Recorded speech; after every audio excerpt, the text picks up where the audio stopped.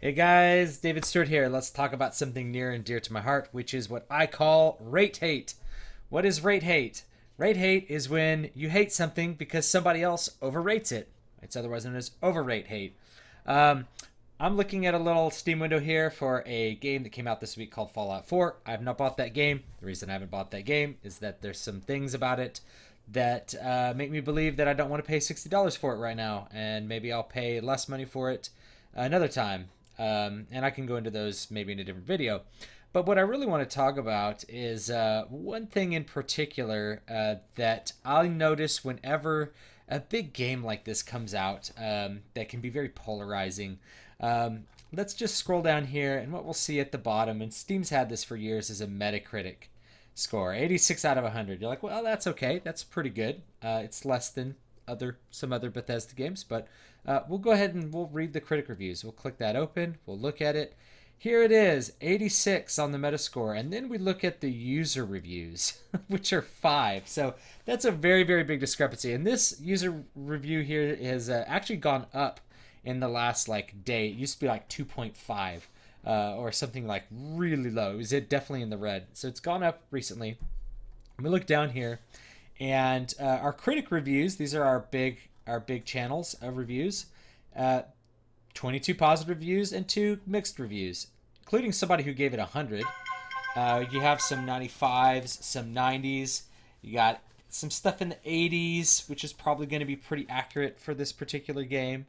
You've got a 70, and then you've got some more down here.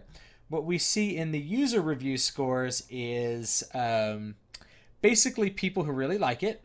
440 people who think this game is just awesome. 141 people who gave it a mixed review, and then 669 people who gave it a negative review. Now, on the surface, you look at that and you're like, wow, these media critics must be really they must be paid off or something like that, because there's no way that a bunch of 669 people could play the game, say it sucks, and then these people think that it is in the 80s or 90s or even at 100. Like, how is that possible? Well, we just cruise through. Look at some user reviews. 10, 10, 9, 4, 2, 0, 0. Let's just look at all of them. What we see here is we have stuff really, really on the outside. And when I went through and looked at some of this stuff the other day, there's a bunch of zeros, a bunch of ones, a bunch of twos, zeros more than anything, and then a bunch of tens. And I think these low scores are the result of what I call the rate hate. The rate hate is when something is very highly rated and you don't happen to think that that rating is particularly well deserved, you are going to have a very negative reaction away from whatever that rating is. So if you feel that something is overrated, you're not going to give it a realistic opinion. If you think that it's vastly overrated, you're going to give it a further negative opinion. So a lot of people go on this site and they leave like 0 score reviews to bring that score down, to bring this overall score, user score, down below what it would be on the media, because they don't think that the reviews were fair, or they were too generous, and you end up with some really, really strong reactions against it. A great example is I'm not a big fan of the Beatles.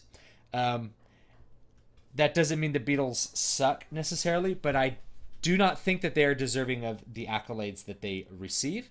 So that means for me that, especially in my youth, I used to say the Beatles sucked and were terrible. Now I give it a little more realistic view. They were a pop band, and they came out with some songs that were enjoyable, that people really liked, and that's good. But they were not, in my opinion, like some genius musical group. But the reaction of the youth is really from the fact that people were like, the Beatles are the greatest band ever. They're the greatest musicians who ever lived. Like, this adoration and love of the Beatles that I felt was undeserved. So when these people see a 10, like we just look at let's look at a 0 one. Horribly unoptimized. I'm getting dips of 7 frames per second on a GTX 780, Beast card, and an i5-470K, 16 gigabytes of RAM, and an SSD. You basically need to read a manual fixes on Reddit and online to get the game even playable to begin with, before you start dealing with the stuttering and frame dips.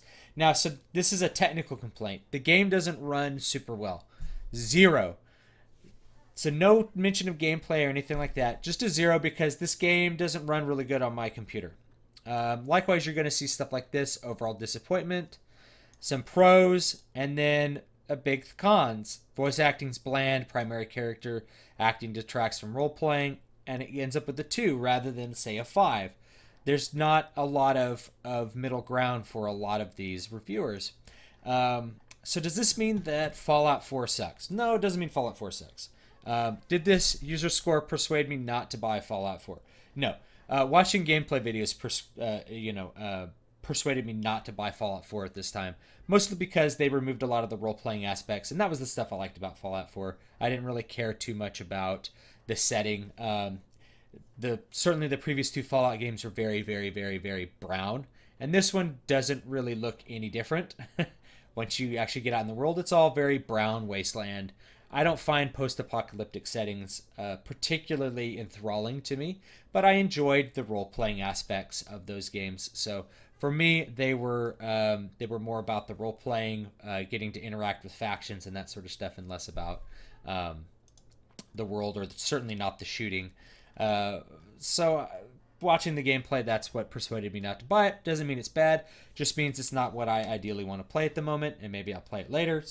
Maybe I'll pay less than $60 for it, so if I feel like I only play it for like 4 or 5 hours, I'm not like wasting a ton of money. So yeah, there's a lot of 0s, a lot of 4s. Don't take a lot of these kinds of reviews seriously on any game that comes out. I can show you the same thing with like, we could take a look at, say, Dragon Age Inquisition, which is another game that I felt was very overrated. Yeah, look at it. PC 85 again, really, really similar reviews. 645 negative reviews, 522 positive reviews. They're 10s, 9s, 3s, 2s, and 0s. By far the worst controls of any game. And I could talk about why Dragon Age Origins is not a 10. Or not Origins. Origins was a 10. Inquisition's not a 10. But you have a lot of rate hate. Whenever you see someone give a game 100, and you're like, no, this game's not 100, then you're like, it's 0. It sucks. It's negative 10. It's the worst game I've ever played. It's like, is it really the worst game you've ever played? Is it actually a 1 like, Big Rigs Over the Road Racing? It's like, probably not. And we should keep that in mind with music and things too. If we look up music reviews, you're going to find people that really hate something and people that really love something, and not a lot of realistic talk about what is actually in the middle of that. So keep that in mind. Thanks for watching. I thought I'd talk about that. That's the rate hate, the overrate hate. And try to avoid it when you think about somebody really, really adoring something you don't think is deserving. So if somebody says, I just love Drake's music, you can just be like, I do not care for Drake's music. I think it's simple, boring, pedantic, and stupid. I give it a 3 out of 10. Rather than saying it's the worst thing ever, it's a plague upon humanity, and it's worse than Hitler. It's like, no, don't go to that extreme. Just say why you don't like it, and move on with your life. Okay, that's it for me. Don't forget to like, comment, and subscribe. This was just a little conversation I thought I'd have with you guys, and have a great day. Don't forget to check out my websites, dvspress.com. You can find me on Facebook /David Van Dyke Stewart, on Twitter at David V Stewart, and thank you so much.